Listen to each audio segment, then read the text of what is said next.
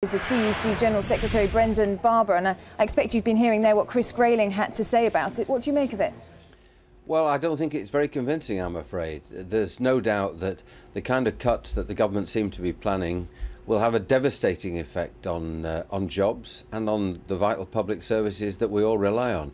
I mean, the Chartered Institute of Personnel and Development, not the TUC, they forecast in a report just a week or so ago that we could see unemployment going up through the 3 million mark as a direct result of these cuts that are being planned. Cuts have got to be made somewhere, though, haven't they? And if it's, if it's not public sector pay, then it could be somewhere else. It could be the hospital budget, the education budget. That's not going to be very popular. Well, the priority now ought to be to ensure that we've got a real recovery in place. And only when that's secure should we really be then putting the focus on reducing the deficit. And when we do turn to that, there are other options available rather than simply reaching for the axe and cutting public services. We could see major reform in our tax system to ensure that those able to pay a bigger contribution are required to pay a fairer share. We don't simply have to cut vital public spending. But what about the government saying that the public sector is bloated and that's one of the areas that just has to go, that everybody's got to take the pain?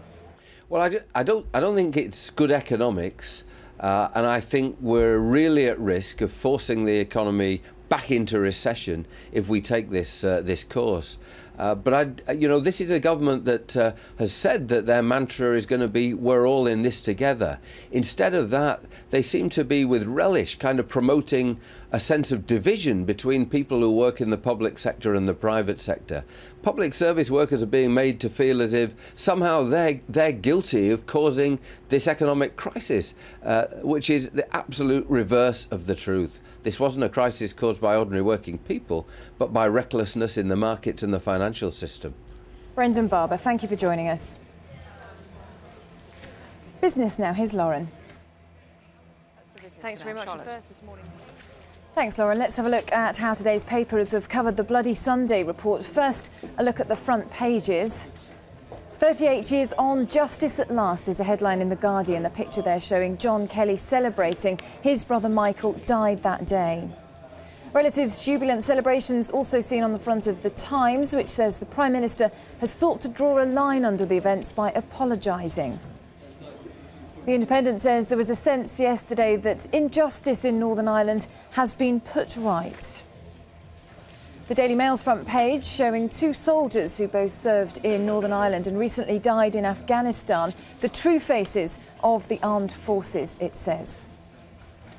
In the Telegraph, thousands of people in Londonderry can be seen watching David Cameron's apology yesterday.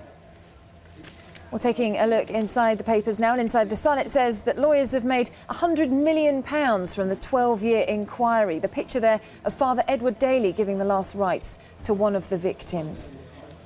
The Mirror has a picture of the granddaughter of victim Jim Ray holding up his picture. The Express condemns the sight of Martin McGuinness celebrating with victims of the Troubles.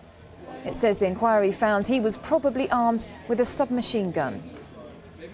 He's also pictured inside the Mail, which accuses the Northern Ireland Deputy First Minister as having a role as a terrorist godfather.